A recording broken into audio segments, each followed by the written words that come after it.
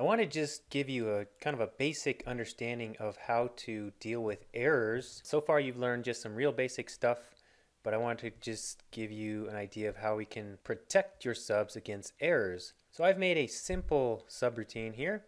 I've got X dimmed as a double. We obtain X in an input box. So this is going to be the volume that the user is going to input. Then we have a message box. Whatever they put in for gallons, it's going to convert it to cubic feet.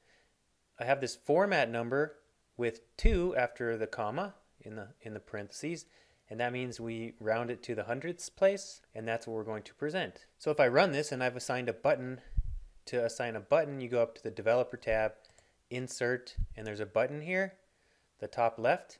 You can click that and then it'll ask you what macro to assign the button to. So I've assigned this to that macro that I just made. So I can run this and I can put in something like 167 gallons and it'll convert it to cubic feet.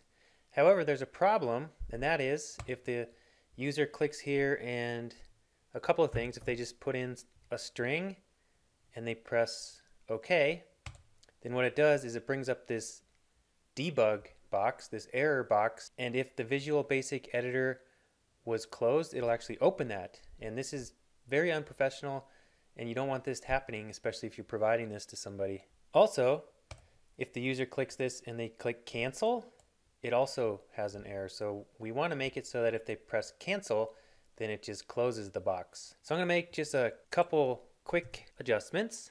The first one, you can put on error, go to here. Here acts as a bookmark. So if there's any sort of error in here, it's just going to jump right to here and it's going to display a message box. So now if I run this and I just do something like cancel, it says there was an error.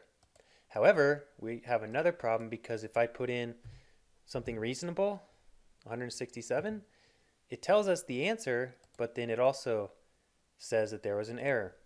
The reason for that is I have my here, we had an error and I went to here, but then we just resumed to the next line. So what I have to do is before the bookmark, I have to put exit sub. So if it goes through normally, we convert it to cubic feet and then we exit sub.